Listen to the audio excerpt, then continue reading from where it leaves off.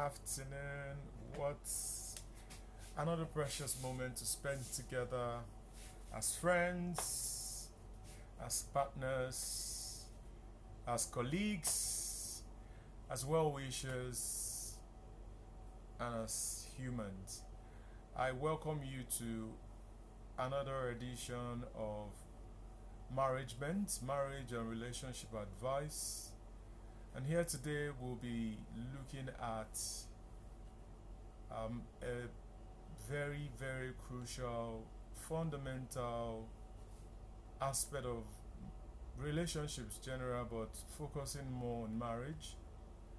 And this aspect of marriage is very, very crucial because a lot of marriages have been experiencing um, different problems, different arguments, or going through different arguments and quarrels because they do not have good knowledge in this area.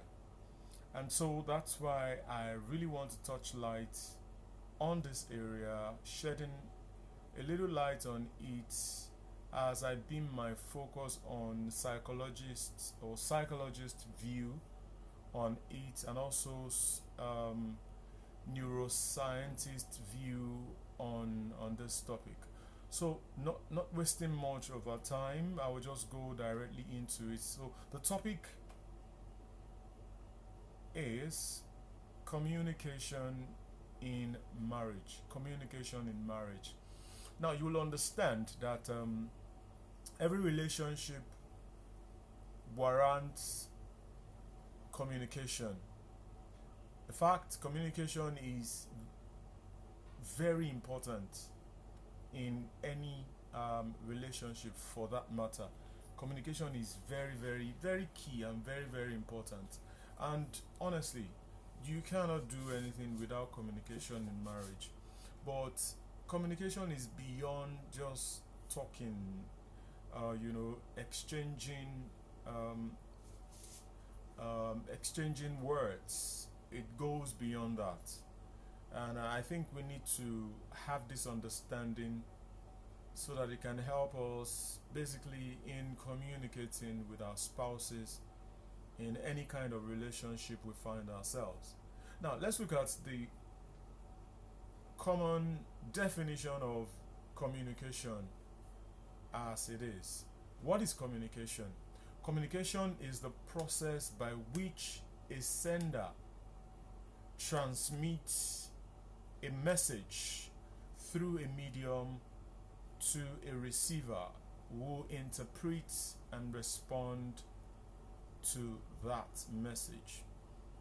So if we break it down, we will understand that communication is just a process. A process. A process. It's a daily process. We live by it. If you are deaf, you will still communicate. If you are blind, you some way find a way to communicate. Because without communication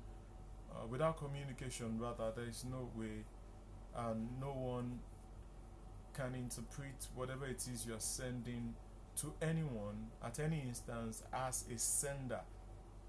Okay, so it's a process by which a sender, which could be me, you, or anybody, transmits a message through a medium. So the medium could be verbal, it could be non-verbal, it could be gestures, it could be feelings, emotion, it could be through any means, but through a medium. And we know the major mediums we use to communicate today, especially as we daily interact as people, are through maybe social media, through newspaper prints, through so many means like that. Okay, so but personalizing it, we can say that human beings also communicate, and we do this communication by transmitting messages through different mediums. Okay, so you transmit those messages to people who are waiting to receive the message you are transmitting. Now, in this case, we could, in a school, you are transmitting message as a teacher. Who are those listening to you? Who are those you are transmitting those messages or that message to? They are your learners. And let's say you have about 10 learners in class. Each of them would interpret the message you are transmitting through whatsoever medium you are using in class, whether it is digitally driven or you're just using the old method or methodologies of teaching. They will interpret. And I tell you, 10 of them will interpret whatever you are sending as message through whatever medium differently. Okay? So they are going to interpret it differently. And they are also going to respond to that message differently. And their response to the message will determine their interpretation. So I think this is one vital part of communication we need to understand. So it doesn't just end at what you say, but it ends at what the other person, the receiver, what the other person interprets as his or her understanding of what you have transmitted. So communication is not in any way full, okay, if the interpreter do not understand what you have transmitted. So there must be an agreement between the sender and the receiver that what you have said is actually the same, or what is interpreted is actually the same with what you have sent. So this is very important. So let's see some psychologist definition of communication. Carl Rogers, he was a humanist psychologist, and he said communication is a process of creating shared meaning through genuine expression, empathy, and understanding. So a process of creating shared meaning, so both by the sender and the receiver, through what? Genuine expression, empathy, okay, and understanding. So the expression is genuine. They both understand what is being sent and interpreted, and they're empathetic in delivering whatever is being transmitted. Maybe you want the person to help you in one instance.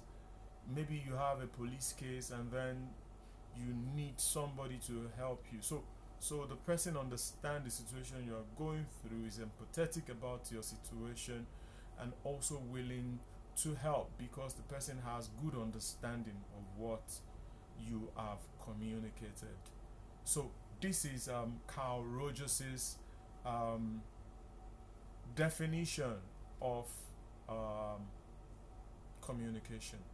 Another that looks like it but a bit different is George Herbert Mead is a social psychologist, and he posits that communication is how meaning is created through symbols, language, and interaction. How meaning is what? How meaning is created. So meaning are created through symbolism. There will be interpretation of whatever symbols you make. You know, these footballers, when they score a goal, there is this, gesture they make, all sort of gesture. And people can read meaning to that communication to know that it's mockery, celebration, or projecting love, hatred, or, whatever it is. So people can actually read meaning to that symbolism. Of course, if I do this to you, you will tell me that is love. If I do this to you as a Yoruba man, you say that is waka. And waka means you're mad or something. So symbolism also has what? Its interpretation. If I smile at you, of course, you will say, yeah, I'm a very good person. And if I frown talking to you, I'm also passing, I'm also transmitting a message. So through symbolism, or symbols, as he rightly put it, through language, and through interaction, through symbolism, through language, and through interaction. Now, let's look at another psychologist, because I really want to infuse science into our discussions majorly. And so I would like us to also look at what is a psychologist put forward. His name is Netshiewicz, Paul Netshiewicz, and he says one cannot communicate. One cannot not communicate. I will repeat that again. One cannot not communicate. Meaning you cannot do without communication. So even in silence, you are communicating. With your body language, you are communicating.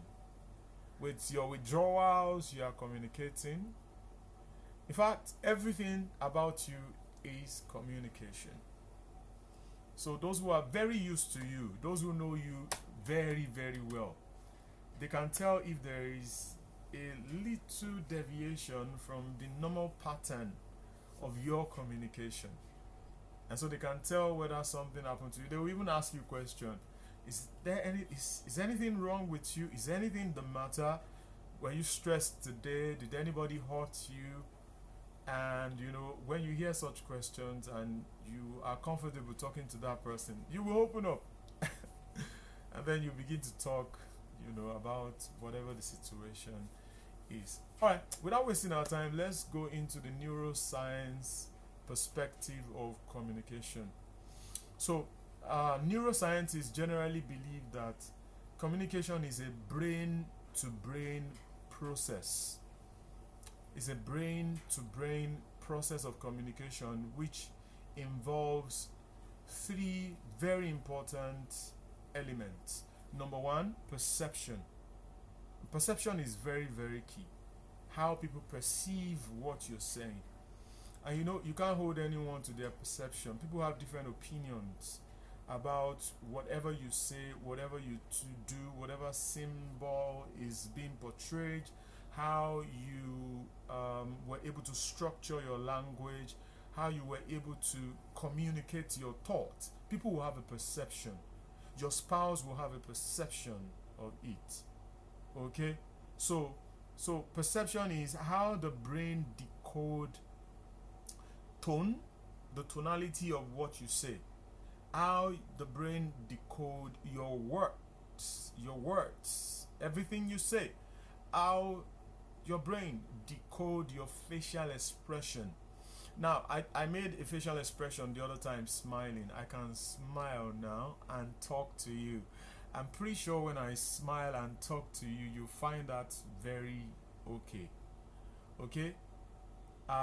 When I just suddenly switch to, being firm, talking to you, of course, your brain switches also that what I'm saying is very, very important and I need to pay attention. If I switch back to smiling, it doesn't mean I am not asking you not to pay good attention, but I am making you get comfortable with what I'm saying, so you will be attracted by that. So if I frown my face and not frown but have a firm look and continue to say what I am saying, you would want to consider listening to me because I'm a bit firm, I'm a bit serious about what I'm saying, and that may project seriousness in whatever it is I have to say. So perception is one of the brain-to-brain process of communication according to neuroscientists. Another is emotion. So whatever we have to say also emotes some feelings. Okay? So there is a portion of our brain called the amygdala. So what the amygdala does is to process threat or safety. So if you are saying anything to me, it processes whether that thing involves some level of threat or some level of safety in it. So the way you talk, the way you act will determine if I should, begin to ask questions about my safety, or be concerned whether that thing poses one threat or the other, to me. So that's another. Please, let's recall. One is perception, which we just finished talking about. Then the other is emotion. And I said there is a portion of our brain called the amygdala, which processes threat and safety. So if you say anything to me, I'm processing it. I am trying to, break it down to understand if I need to take caution when talking to you, or when transacting any business with you, or if I am safe, okay, with the pattern of your communication with me in time past. Okay, so this is very important. And then the other one, which of course is very important also, is memory. Your memory. So our memory, recalls past experiences, and this shapes how we hear messages. So because we have memory, we are not demented. It means we can reason. So if we can actually reason, it means that whatever happens to us as human beings, and that really touched us emotionally or affects us emotionally, it will get stored in our brain, and this will shape how we interpret messages.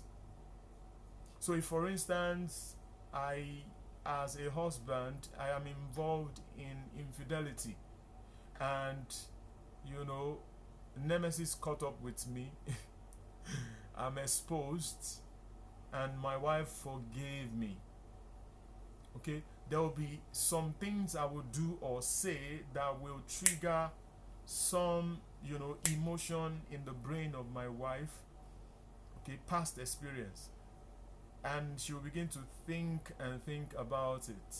So if any lady calls me, something triggers in her brain, and then she's thinking, if I am not into that, she has forgiven me about again. So it's just natural for anyone to think about this. So memory can actually play, it's not playing tricks, it's just natural. Neuroscientists has actually founded this, and it is established with fact, because all this past experience will trigger or determine how we will interpret messages from any sender. Let me give you another example. You've done business with somebody before, and the person duped you, and now the person is coming with a very juicy, well researched, and have been proven to be high yielding. You all also know that it's been proven to be high yielding, but something keeps telling you this guy has duped me before. The same thing also happens in marriage. You borrow your wife money, and then she said you should borrow her. But the general parlance, or the general notion, is that if a woman borrows money from you, the husband, she won't pay back. You remember the concept of your money is our money, that's the husband money, and my money, the wife's money, is my money. We'll still talk about that one later anyway. So that's the concept. If you're following me, you have doubts, despite the fact that thing is genuine, but you have doubts. You won't want to borrow your wife money again. You rather give her the money, because in your brain it will not be registered as borrowed. She doesn't pay back. But if she pays back regularly, what will happen? That's safety. You will even borrow her much more, than she asks of you. So these things are very, very, very, very important to note about communication. There are a whole lot to it, but these little bits and pieces makes us understand that the human brain processes a lot. It's the part of our life that engineers communication, whether from the sender or from the receiver. You can be the sender at a time, you can also be the receiver at a time. And in any marriage relationship, definitely communication goes on following different patterns that have been laid down in the past through following different patterns rather, yeah, that have been laid down. And because you have memory, you remember. You remember how your husband behaves. You remember how your wife behaves. And this will form or shape how you will interpret whatever message that is sent to you.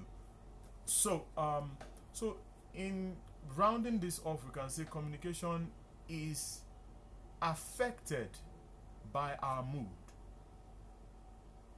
How do I mean by that? Communication is affected by our mood. If somebody, did something at the office and I really was pissed off in the office, as soon as I get home, I'm still coming with that energy, with that, as they say nowadays, with that vibe. So I'm still coming in with that vibe. So whoever should come to me definitely will have a transfer of aggression, kind of. And if the receiver truly understand what communication is all about, the receiver should not further escalate it by saying, why do you always behave like this? The receiver should probe to find out what exactly happened. And so this causes a lot of issues in marriage. So when there is a little deviation in behavioral pattern, the spouse read or interprets, or read meaning, different meaning to it entirely, way away from what exactly was the causal factor. So this is very important. So communication is affected by our mood. Another thing is by our stress pattern. Not even in this Lagos, where money is a stressor, the acquisition of wealth is a stressor, the bosses you commute with is a stressor, the passengers are stressors, the car you drive and the fellow drivers on the road are stressors. And with all this put together, you are worn out completely, and the only thing you want to hear are are positive vibes. I will use that. They are positive vibes. So you get home, you're tired, and then you are bothered about things that do not, according to your interpretation, make sense. And before you know it, you flare up, and because you flared up, she is also interpreting something else entirely. And these will give birth to issues. If it's not well managed, it can lead to silence, stonewalling, and all sorts of issues will come. But the root cause is stress. So it takes both the sender and the receiver to understand these dynamics so that they can communicate very, very well. Another is background. Your background, where are you coming from? This is a very, very core part of communication process in any relationship, especially marriage. How you were raised to communicate matter, because that's the way you will also communicate with your partner in your marriage relationship. It's easy to form habits, but to unlearn that habit it will take a lot of time and a lot of patience. So your background matters a lot. I won't dwell much on this, but we're going to talk about this much later. Maybe in one of our episodes we'll also talk about it. Then lastly, your past wounds, your past trauma, your past negative experiences. This one also have a lot to do with how you will communicate. Somebody who was raped at the age of 18 kept it away from the husband she married. Anytime the man is about to make the move or do anything, she's afraid. She does not want to tell the story again, so not to hurt herself, so not to have PTSD, but she's keeping it in her heart. Okay, through that experience, she was a bit loose. She tried some other guys. She was in a couple of relationships in school. When it is time to have, sex, it becomes a big issue. And then she carried this load into marriage. So what the husband will see or interpret is just outright refusal. Meanwhile, on the part of the woman, what she's communicating is, I need help, I'm afraid. So can you see, they cannot work together. And this can lead the man to now make another decision again from an uninformed, foundation. And would you blame the man? Would you blame the woman? We have to blame somebody. That's what we do in the world. We blame everybody. But we blame the consequence of what happened. So the consequence will now be that the man will go out, get a side chick, and the woman will probably be languishing in a trauma. And then again, she finds out that the man has become promiscuous to cause issues in the marriage. So you see, there is a root cause to every behavioral pattern, every means, and everybody is communicating. Only that we don't have the insight or the knowledge to know about this. I think I will stop the video here to continue with one or two tips in the next video. I hope you will join me so that we can talk about this extensively in the comment section, or if there is any area you would want me to touch, you can also just write it in the comment section. Please make sure you like, subscribe, comment, and share the video to those who need it. We need to communicate effectively in our marriage. I wish I can go on and do about an hour video on this. I think a time will come when I will actually devote time to do an how-to video on this relationship, on communication generally. There's a lot to it, as it touches every area of the married life. Talk about sex, finance, managing conflict, stressors, triggers, a number of things, a lot. My prayer, or my singular prayer, is that God will help each and every one of us as we examine our communication pattern in our marriage as of now, and then see how we can effectively make some changes. So please read and custom fit all that you are learning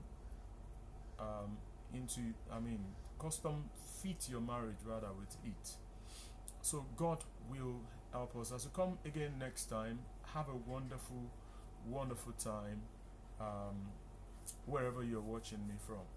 God bless you. See you another time. Like, subscribe, comment. You do that for me. God bless you.